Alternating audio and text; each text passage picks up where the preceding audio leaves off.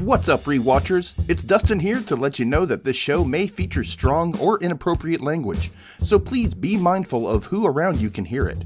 Also, we assume that you've at least watched the show or the episode we will be discussing. If not, just be warned that there are spoilers ahead. But really, it's your fault because these shows have been out for a while. Enjoy.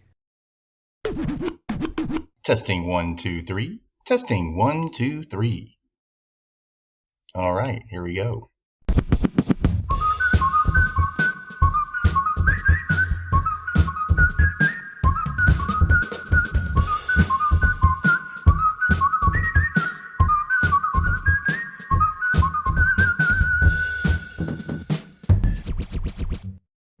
Welcome back to the Rewatch Recap, where we recap shows for nostalgia or pure amusement.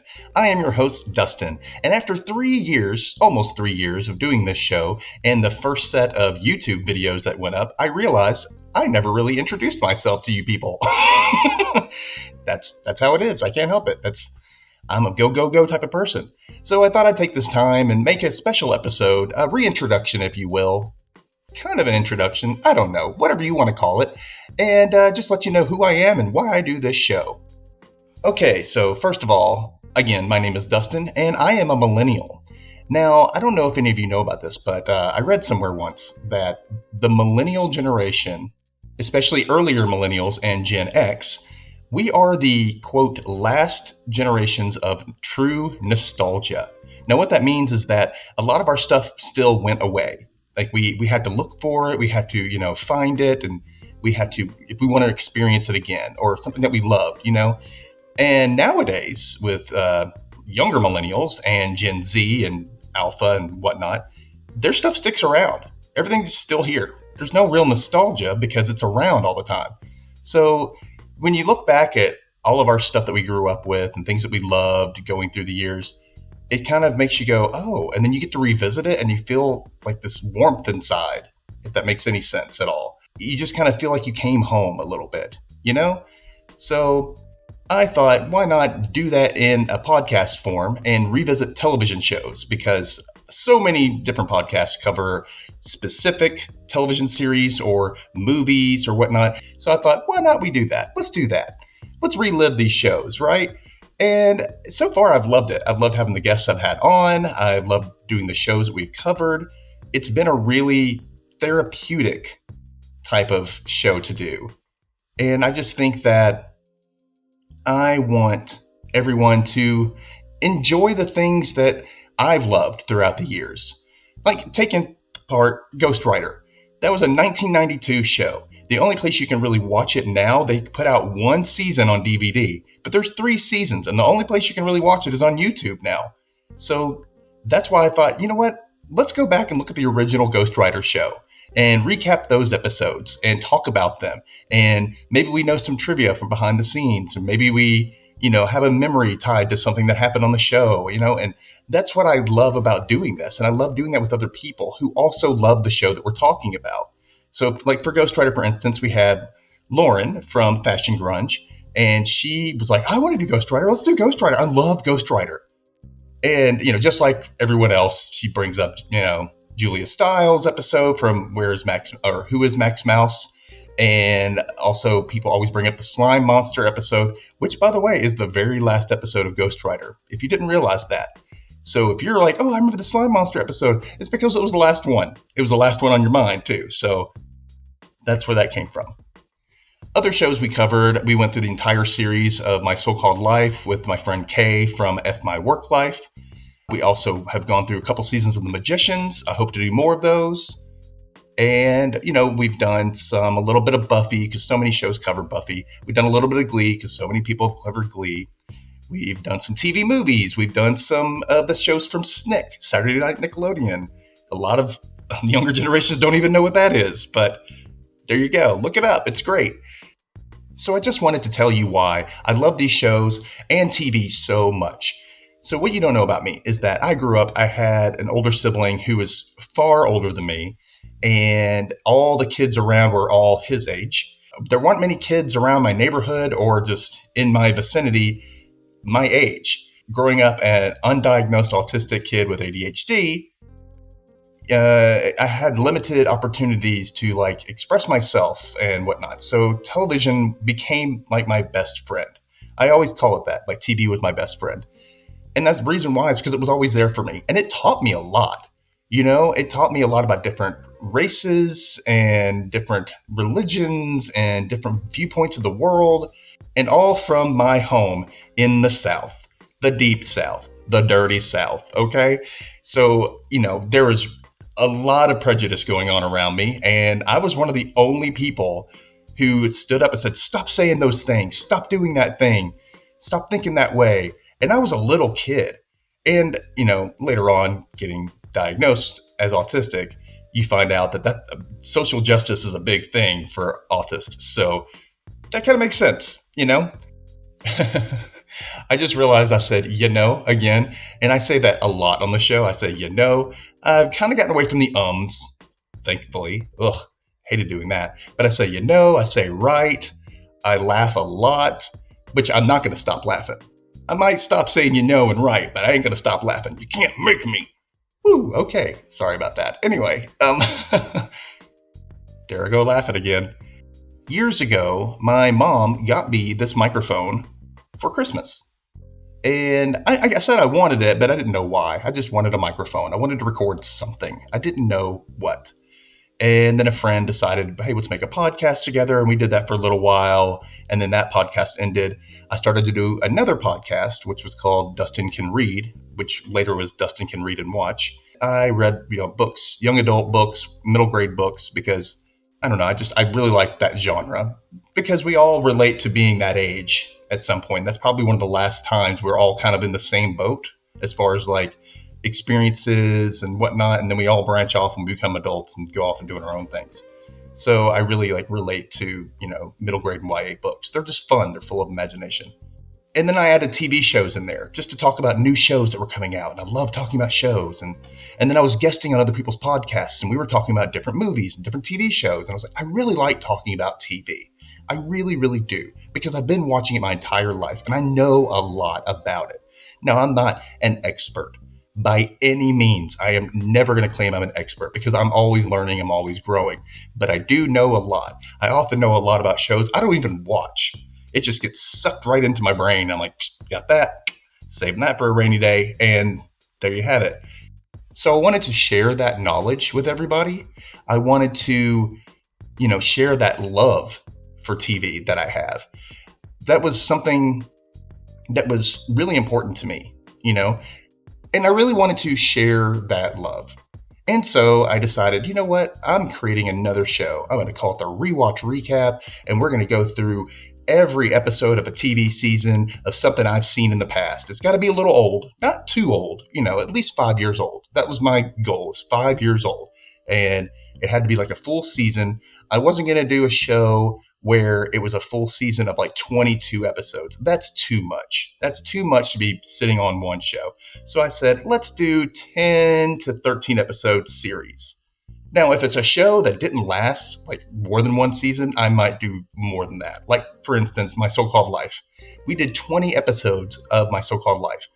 And for those of you who haven't checked it out, audio format only, the My So-Called Life episodes, the actual series was 19 episodes long, but there was an additional YA book that kind of continued the story. So I went ahead and recapped that as well for a lot of people who haven't read it, because that book on eBay is like hundreds of dollars.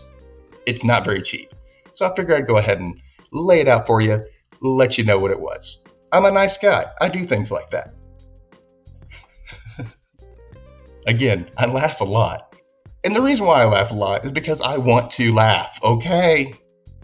Now, there are a lot of shows that I haven't covered yet, and I do want to cover, but I'm biding my time, and I want to find the right people to cover those with.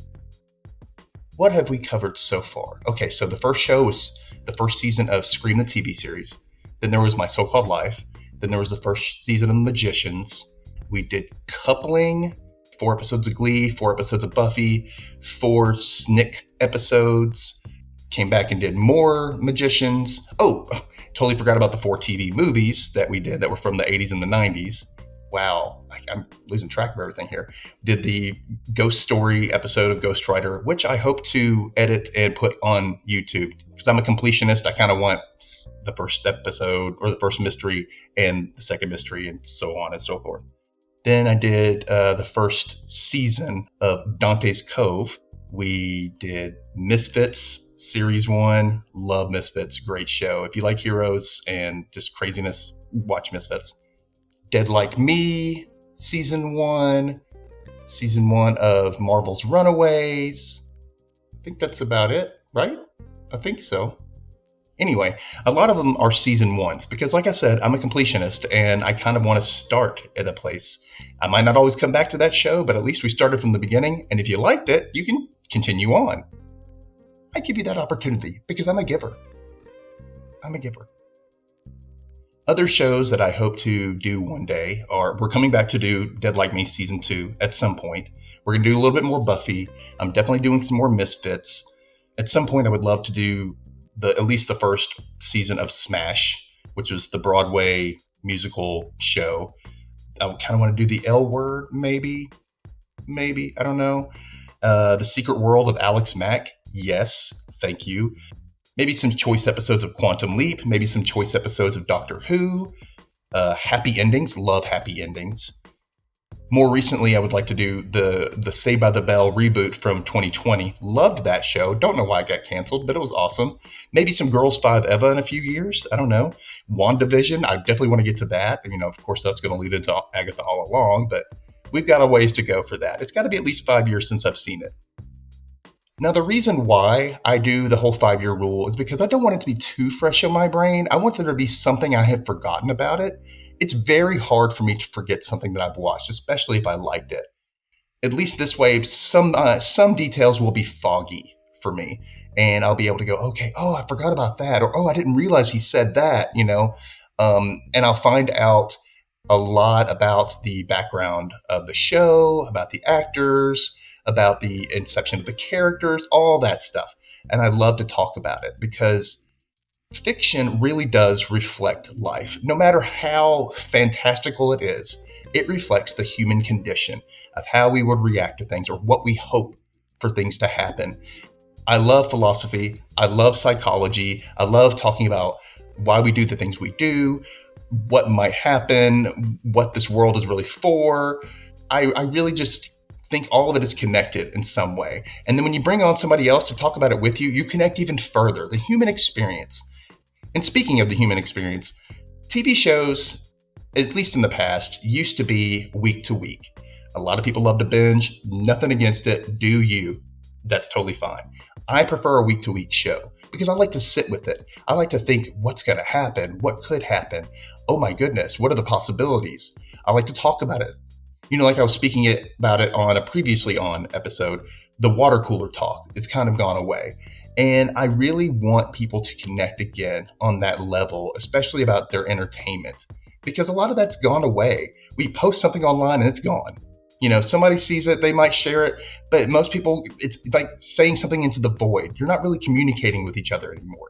And that's kind of what social media has done to us. They might read your message, but they don't respond. They don't like, they don't repost it or anything. So I really want that connection again, which is why I do the Rewatch Recap. I connect with these shows. I get to connect with a co-host. I get to connect a little bit with the audience who loves that show. If they comment and, I don't, you know what? You can correct me too. If I say something out of pocket or if I say something, maybe I didn't say it correctly.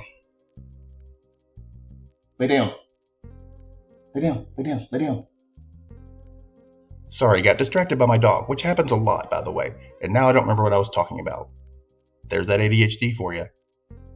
Speaking of which, TV makes me focus. I actually focus on TV.